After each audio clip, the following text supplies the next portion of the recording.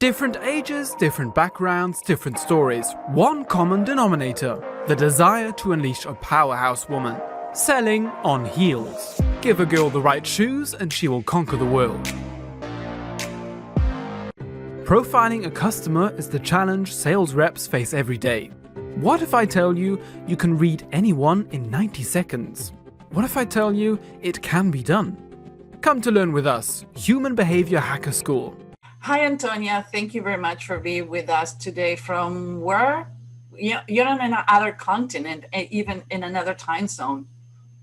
Yes, Where are you located? I'm in Cologne in Germany. You have been born in Germany? Yes. I'm born here and I've lived here all my life except for 1 year, which I spent in Australia. I always say you are the only German person who have a perfect English accent and you never live on the state. I've been living on the state for more than 20 years and I have a horrible accent. How you do it? I don't know. I've been asked that before. I think I'm just very obsessed with learning the language because I love English. It's just a very beautiful language to express yourself in. It's also the only foreign language that I know. So I've spent all my time learning languages on that one language. And yeah, I don't know. I just liked it. I used to have a very strong Australian accent. And I think over the years I lost it because I was just watching way too much American television. That's why it sounds a little bit like an American now. So, Antonia, guess that we are in Germany or in any part of the world and we're going for the drink. What is going to be your drink of choice? I'm very boring. I always have very cold white wine. So you're a classic female. If it's not broken, don't fix it. Yeah, you could say that. Yeah. Why you call yourself boring? You do something extremely excited for work. Yeah, I think I do. I think of my work as super exciting. I love my work. I love learning about what I do. I love doing what I do. I guess I'm quite boring in the sense that, I'm not adventurous in the way that I do adventurous things. I like to think of adventurous things more than I do them. Talking about adventure, that's what you do with people. You teach them how to tell their adventures. Your specialty is storytelling. Why storytelling?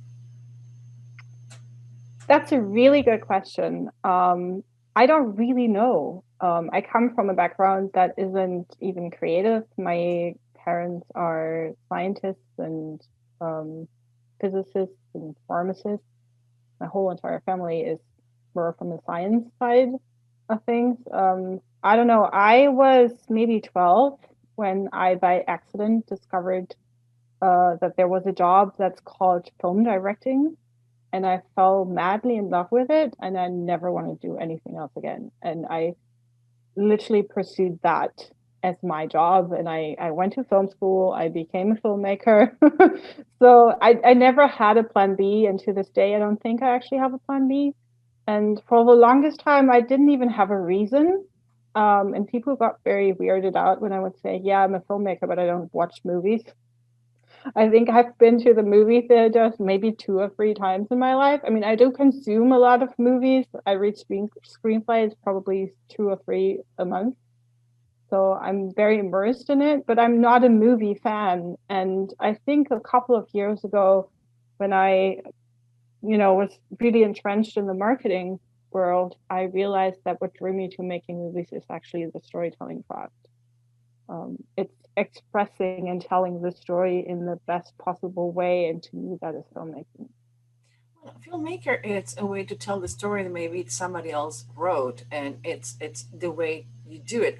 I was talking with a friend this week and says, "Oh, you need to watch the movie We," from Wally Simpson and Edward, and like there's so many documentaries. Like what is gonna surprise you? It's at least it's something that I obsess with the story of them, and is that Madonna write it, directed, and produced the movie, and everybody like it's not going to be a good movie. It's an amazing movie. And the attention to details, and the way she tell the story is what I love the most on the movie. So I think the storytelling and filmmaking has a lot to do, because in this case you helping someone project the story that they maybe didn't write yet. You teach them how to write the story.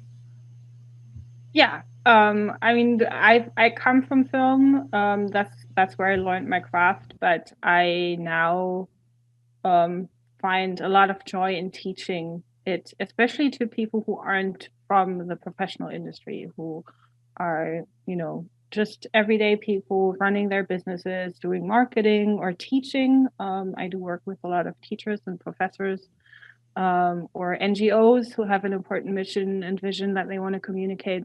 And it's really this, it's a craft that it's complicated, it's hard to learn, it takes time, but there are certain things that you can give people very early on that will enable them to take their first step with it.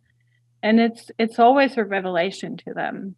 And it's also what I enjoy most is when they discover that it's not just about learning a few tools, but also learning to tap into your creativity, into your own personality, because it's just very closely connected. And I love just seeing that how people grow as people when they learn how to tell stories. Why is storytelling? What is storytelling for the people? Like, okay, if you do storytelling, you should be writing a book or you should write in a movie. How storytelling is related to sales and people, like you said, everyday life. I think it's important that we stop thinking about stories as something that only movies and novels do. A story at its core is an experience, and it's a human experience that we pass on. And at the end of the day, stories is how human beings develop their culture, how we captivate and document culture, how we pass it on. And it's essentially how we make sense of what's happening to us and in the world. Stories are about change. And change is what we have to explain in order to survive and thrive. So we tell stories to make sense and to decide what we want to do next, or how to explain something that happened to us. So Most it's people just think human nature. when people say stories is boring, like, oh my God, you're gonna tell me another story. So the difference is how you tell the story, another story, correct? The thing with telling stories is that most of the time when people think they're telling stories, they aren't actually telling stories. A lot of the times, what you see that when people say, "Oh, let me tell you a story," what they usually tell you might be an anecdote or just a process, or they're explaining a hierarchy to you. Usually, it's some kind of a process, a sequence of events, which is a narrative, but it's not a story. All stories are narratives, but not all narratives are stories. And to turn a narrative into a story is where craft uh, becomes important. It's like when you aren't a car mechanic, you don't know how to put a car engine back together, even though you might be able to identify certain pieces of it. Or as someone who owns a car, you might be able to look at it and say, okay, this is where the oil goes, and this is where the gas goes, and this is where the water goes, but you wouldn't be able to take it apart and put it back together. And that's why we need professionals like filmmakers and novelists and poets and playwrights who know how to do this, to teach us. Why people need to tell stories? What is the reason why people come to you to learn to tell the story, to become a better storyteller? Most people who come to me have realized that in order to grow a business, you need a very strong brand. Sales with a strong brand is a lot easier. Um, Building your team with a strong brand is easier. And a brand, we used to think of a brand maybe of design and product and, typical marketing. But today we know that the brand is the experience that the customer or your team or your employees or whoever comes in touch with your business perceives. the experience that they have with you. And so it's what you say, it's what you do, it's what people say about you when you're not in the room. And to make that brand strong and effective for your business, what it has to do is create trust. And we trust people who are authentic and who have empathy, who show empathy to us. And the only way to do that is by telling stories. That's why it's important. When I need to get an idea or a budget to a client, I tend to talk to another client who hired me, maybe in a similar area, and it says, "Okay, I need to do an estimate for a client. If I am not in the room, what you would say about the job that I did for you, and second of all, if you need to make a referral to a friend about me, what you would say."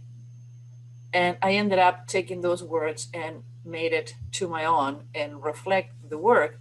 But one of my clients says, "Why you always ask those weird questions?" Because nobody else better than somebody who lived the experience can tell you about the experience, but I cannot talk about myself. So when we get introduced through friends, it's like, "Oh my God, storytelling is fascinating." And you tell me, "You're a good storyteller." Like, "No, I'm horrible. That I don't know how to tell this story. I need to hire somebody to write my bio. I'm horrible." I think people underestimate how good they are at storytelling. I think what we have to realize is that also because of the way we grow up, the things that we're being taught when we grow up is we're not being taught to be good storytellers. We are naturally born story understanders, and that's because of the way our brains work. Human beings are made to communicate in the form of story. We aren't made to communicate with facts and logic, unfortunately, or fortunately, I mean, whatever you want to call it, but we need story to have a meaningful interaction with each other. And so people know when they hear a good story. That's why we watch one movie after another. Why we love novels, because they give us meaning and we recognize them when they're good. We memorize them when they're good. But we forget whatever is without meaning, and most of what is not a story has no meaning for human brains. So Profiling a customer is the challenge sales reps face every day. What if I tell you you can read anyone in 90 seconds? What if I tell you it can be done? Come to learn with us, Human Behavior Hacker School. Most people doesn't know the story how Abraham Lincoln ran his political campaign. He took pictures of him and his family and wrote letters to the people who sent the pictures. And the letters were designed depending on the target that you were. If you were a rural person working with your family, he would address the letter to that side that get to you. If you are a businessman, it would address the story to be consumed by a businessman. So the first time I read that, I'm like, it's fascinating to me because everybody talking about Twitter and political campaigns and things who happen on the media, like that was way, way before we ever know that internet existed. That he won his presidency, beside a lot of things, for telling the right story to the right people. yes, because the people who tell the best stories are the people we follow. It's just as simple as that. And while that sounds magical and we all think, okay, we can have wonderful, powerful leaders who do good things for us, but we also know that storytelling works in terrible ways. We can use stories to manipulate, we can use stories to create extremist point of views. It works in both ways.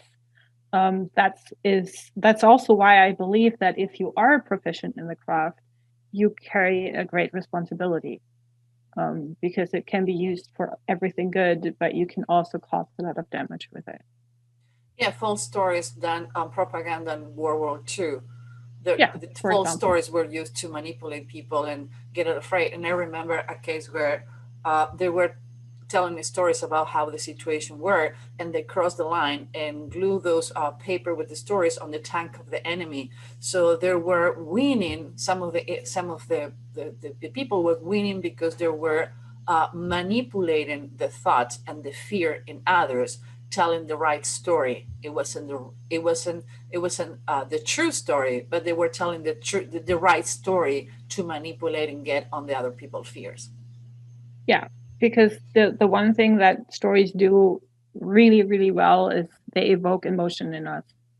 And emotion is what we ultimately make decisions on.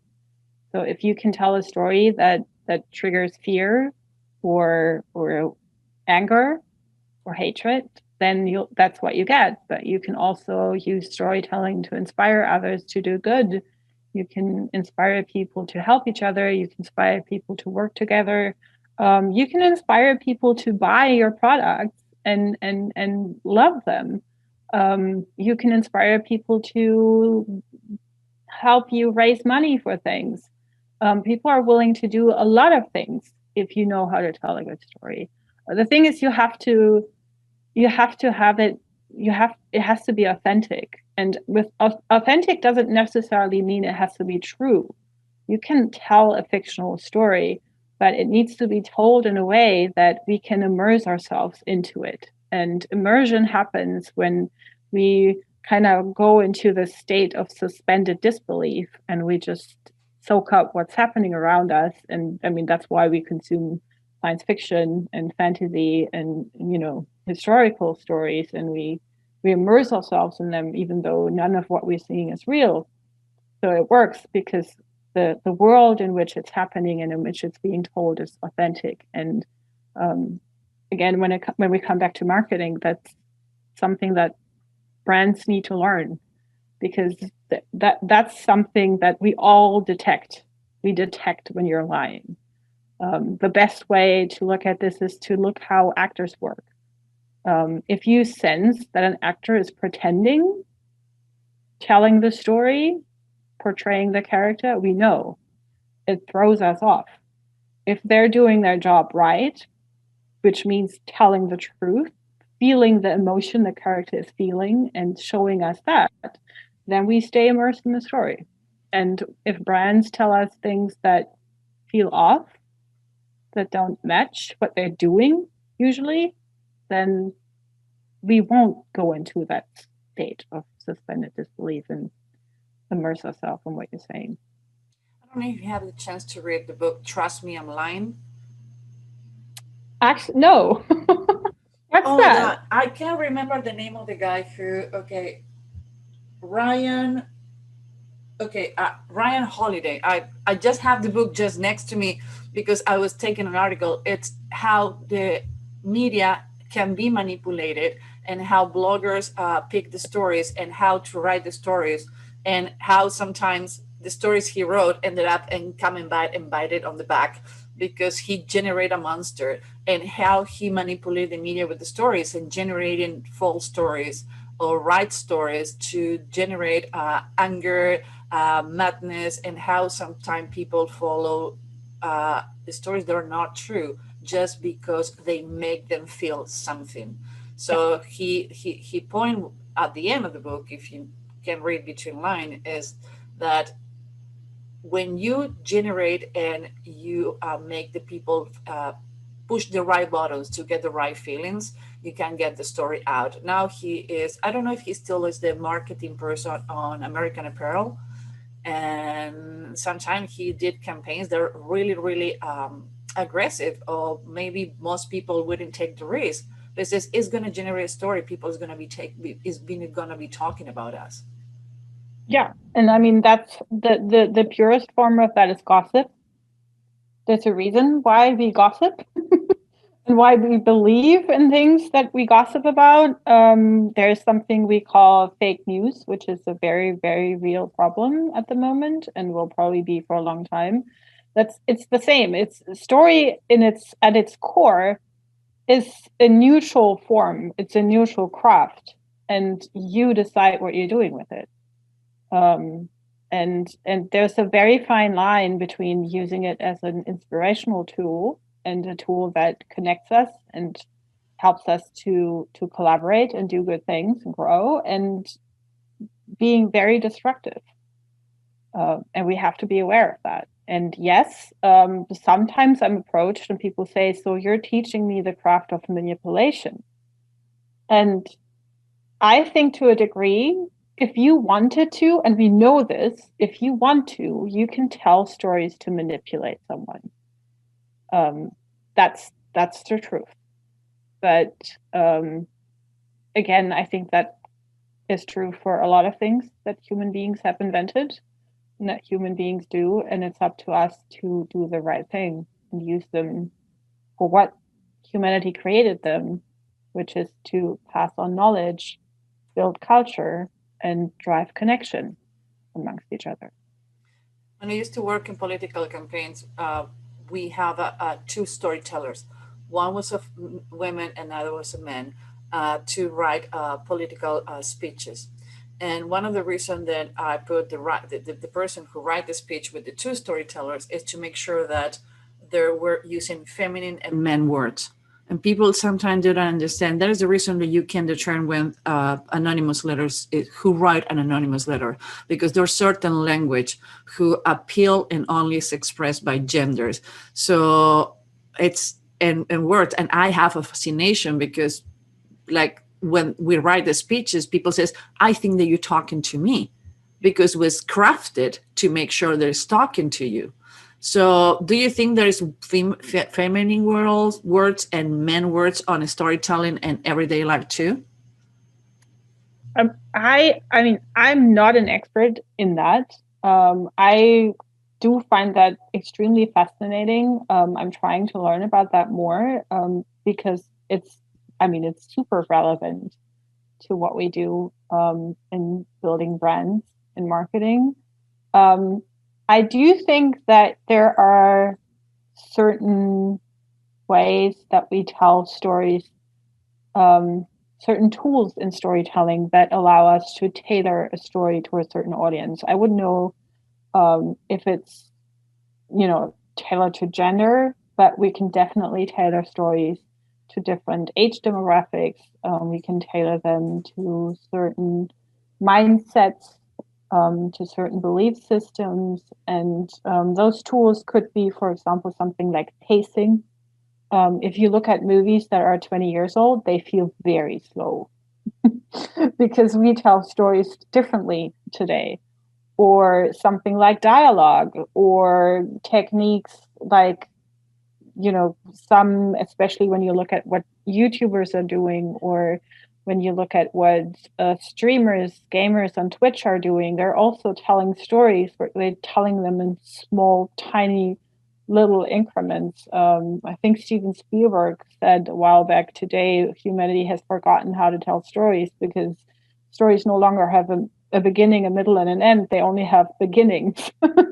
That's because we're kind of in an age where we're so conditioned to have stories just teased on, like triggered in our heads, and then we are supposed to tell them to ourselves and continue that, which works because there's also something called world building in story, and the world is basically what defines the almost like the physical laws of the story. Like if you think of Star Trek, there are certain things that are so defined that you can't change them. Like Vulcans have no emotion and ships can only go warp 9.9.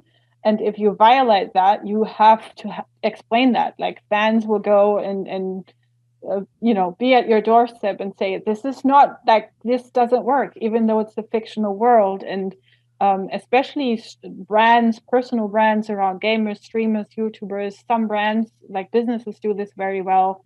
They have built this world around themselves so they can drop little bits and pieces and hints, and then the community will take that and run with it and tell the story themselves, which is sort of kind of the holy grail of brand storytelling, if you will.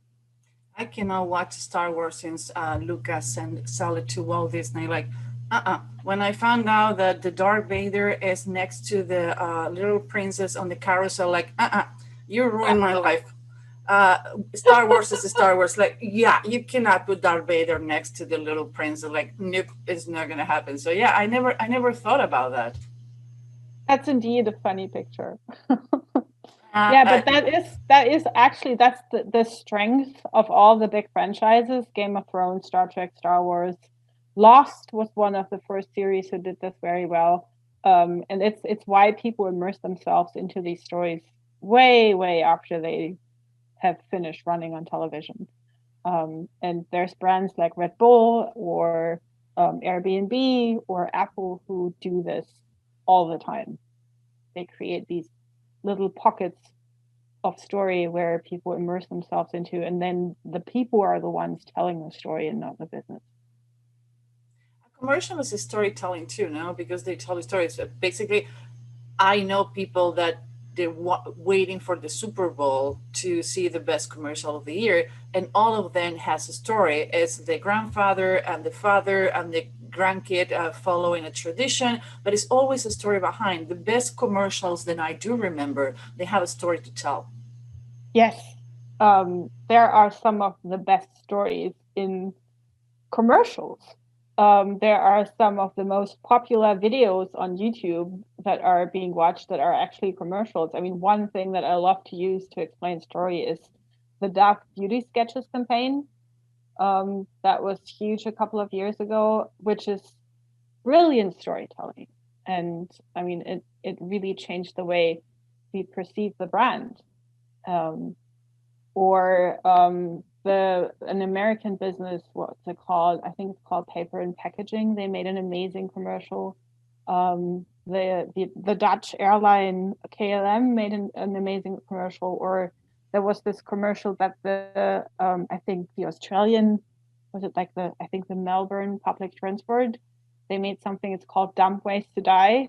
If you put that into Google, be warned, you'll have an earworm for like 3 weeks, because the song on that commercial is just it's it's terrible, but it's so good that it just sticks with you. But that's, yeah, I mean, yeah, we remember these things because they're really great stories, and they're actually quite simple stories.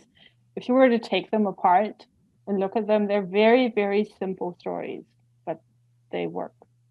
Yeah, those stories in 30 seconds, 45 seconds. I don't know how they do it. Yeah, Antonia, a bad story can kill a product as well as kill a sales for a sales rep if they don't know how to do it.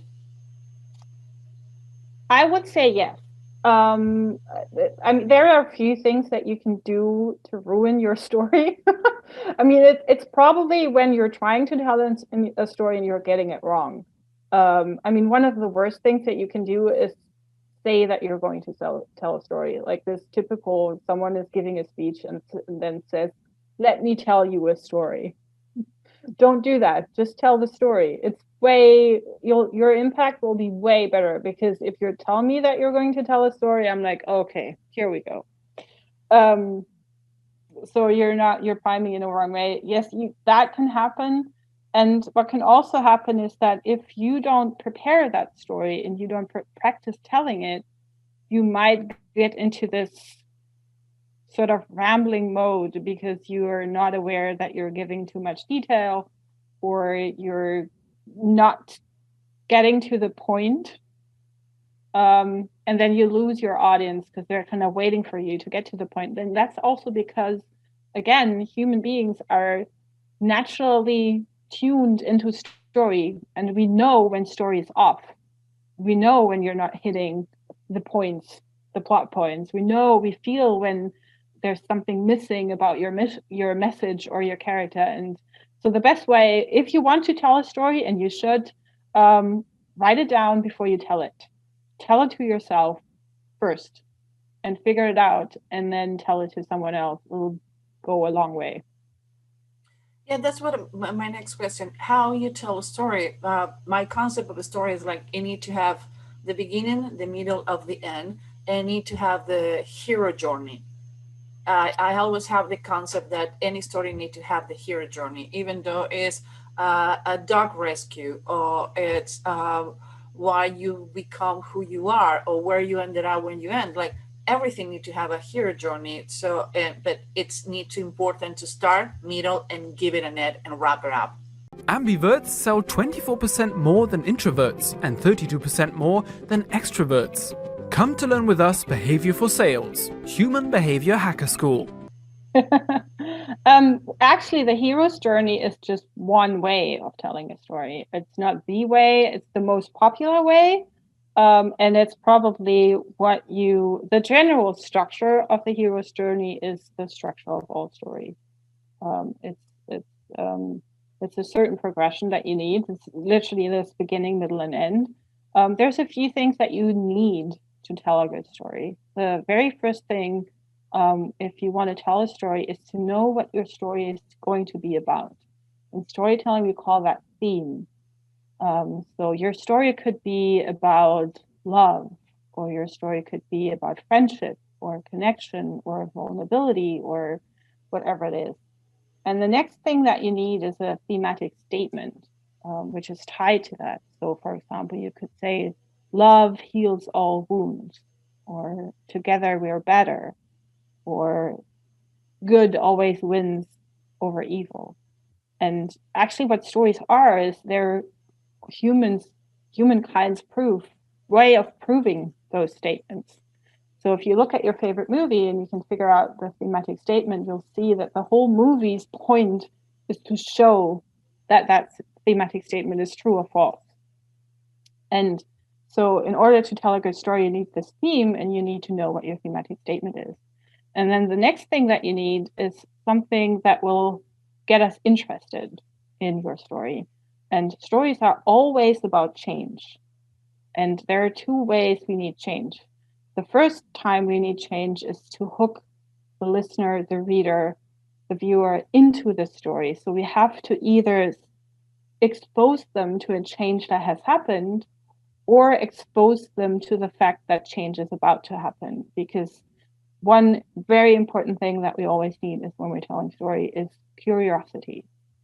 Curiosity hooks us in, curiosity holds our attention, and we are always curious when something changes.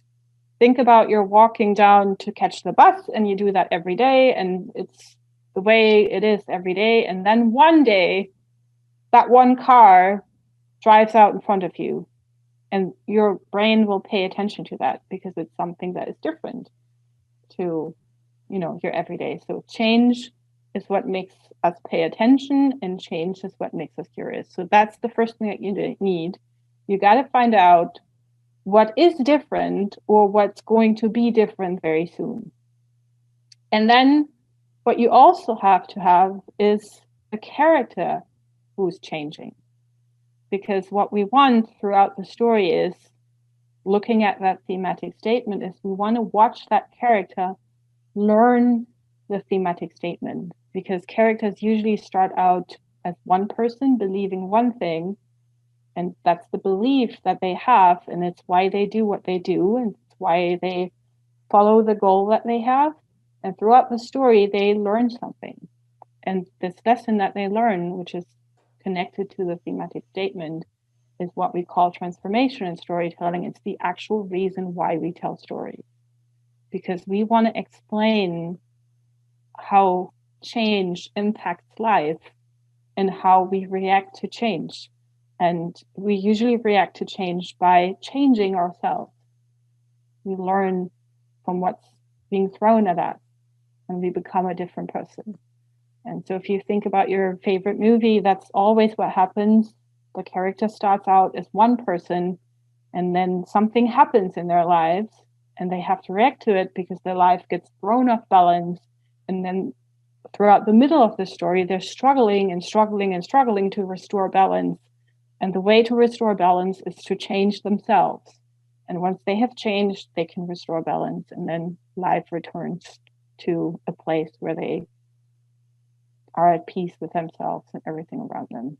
So a story is about change. It needs theme. It needs a thematic statement. It needs a character.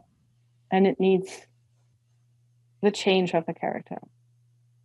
I think if you're selling cell phones, that I can tell the story how it can save your life, tangible, tell a story to in sales can be a little more easy. But when you sell untangibles like software and things like that, how you tell a story that get to the people when you are selling intangible, because I can tell you this ring and tell you how look in your hand and what it remind you. I can go to your emotional pocket and get it to you. But when it's an intangible, and most things today are software, are like through the computer, how you sell that with a story. Well, for example, looking back at the structure, you look at your client, your future customer, who in this case is your character, and you ask yourself, what transformation do they have to go through in order to get what they want? Let's say they want to be more efficient, or they want to create beautiful graphics. And so if you wanted to sell them Photoshop, you'd show them those beautiful graphics, and then you'd show them that they can't do those yet because they're in a state that is in imbalance. They don't have the tools or the means to create those graphics. So you expose them to the struggle that they're experiencing because they don't have a solution yet, and then you show them the transformation which they experience if they were to use that software. So you show the struggle, and you promise the change, the transformation, and through that you basically strengthen the desire in your client to get that change, that transformation at the end. And it's all about the struggle, because if you wouldn't talk about their struggle, then there wouldn't be a reason to pay attention to the change. A lot of the times businesses do not talk about the struggle. We talk about what the client is like in the beginning, and then we show them the result, but we don't show them what happens in between. I I have a friend who hired a storyteller to write his LinkedIn profile. That is doable. It's something that happened, that people hire you to. Let's put it another way.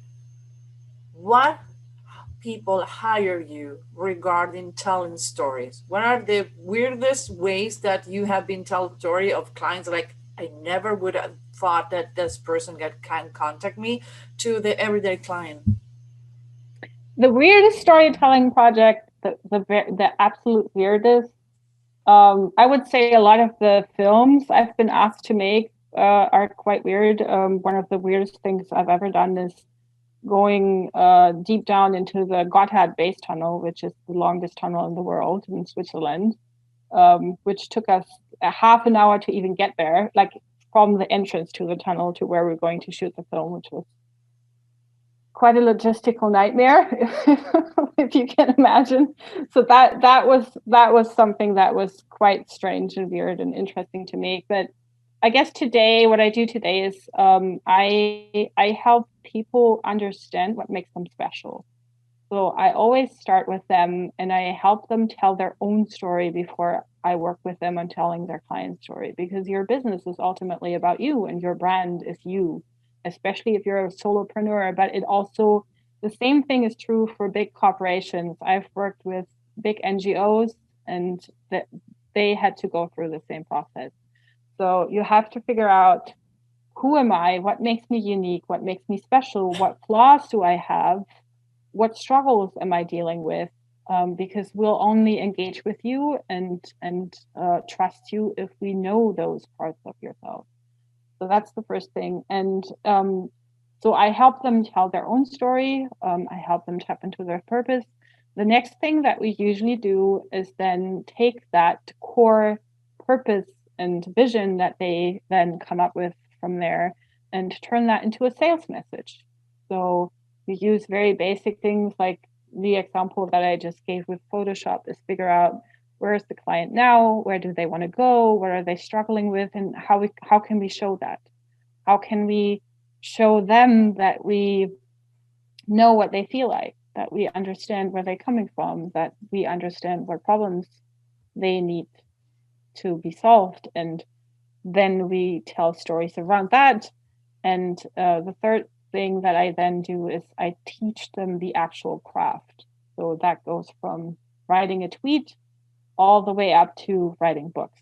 It doesn't really matter because the structure, the tools are the same.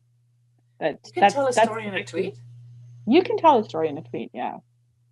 There's actually a really great story, a really great page on Twitter. I can't quite, I don't quite, I think it's called Tiny Stories or something like that. It's absolutely fantastic because people are literally telling short stories in 240 characters, which are a lot of Wow. fun. Yeah, it's quite hard actually. Yeah, it's a fun exercise that I sometimes like to do. Selling is a craft and a science. Come to learn with us the superpower behind behavior for sales. Human Behavior Hacker School. I think it's called Tiny Stories or something like that. It's absolutely fantastic because people are literally telling short stories in 240 characters, which are a lot of Wow. fun. Yeah, it's quite hard actually. Yeah, it's a fun exercise that I sometimes like to do. Yeah, but with the But, attention span that people have today, I guess that you need to be versatile on that. That sometimes you don't have 15 minutes to tell a story, not even to do a post blog. We went from we were writing blogs on with 2,000 words, 2,500 words. Now it need to be 350, 500 maximum. And like why? Like people's not gonna read it, is not gonna read more than that. Better for me because it's less than I need to be writing, but we went from 2,500 to 250. Like wow. well, I think again, if you tell a meaningful story, you can write as much as you like. I literally just worked with a client last week, and we wrote her very first blog post in story form, which had, I think, at the end of the day, only 3,000 words or something. And just from that one blog post, I think she won 3 clients. So people do read long blog posts, but they have to be good. I think the biggest problem with long form content is that it's just simply very bad. People don't read long, bad blog posts. So if you know how to write, and if you know how to tell a story, and also I think that's also important. We walk around, people like me, we walk around and we tell you, you have to tell stories. The truth is, in business, it's very, very, very rare that you ever get to tell a complete story. There's your origin story, and sometimes there's a commercial, and sometimes you get to tell a little story within a blog post or a speech.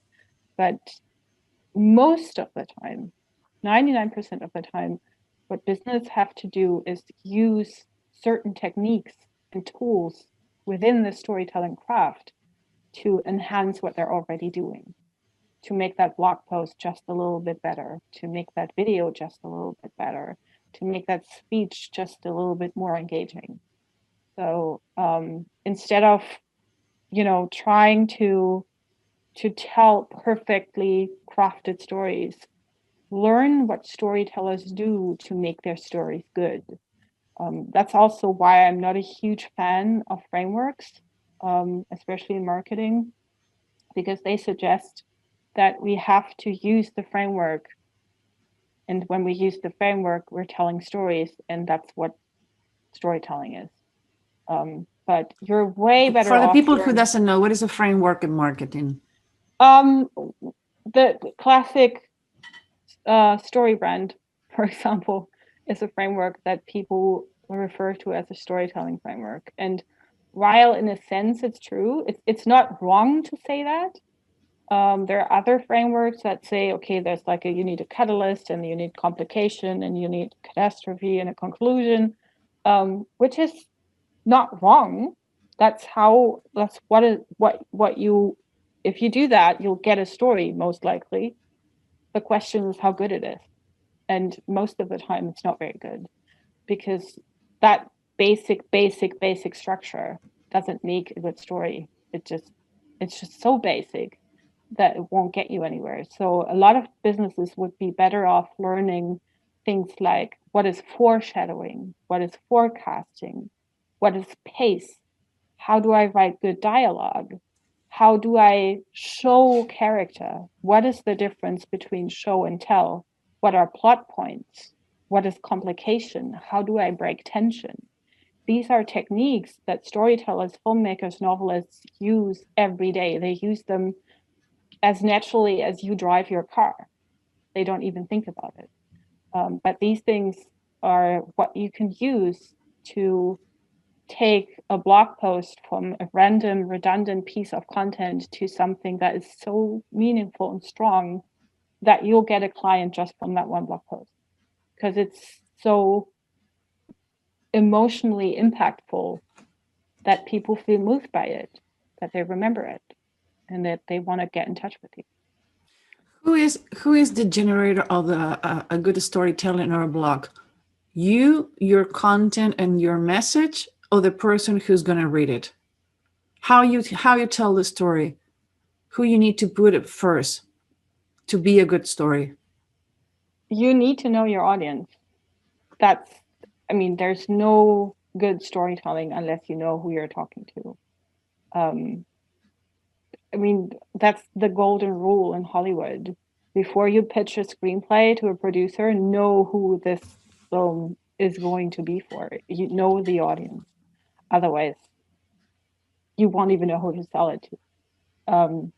So you're not getting around that point. You have to know your audience, and you have to do your buyer persona or client avatars. But what's really important with that is, when we think of a buyer persona, we think about age, job, I don't know, family status, income, all of these things. But what you should really think about is, what does this person care about? What do they believe in? What do they feel? What do they think about? What moves them?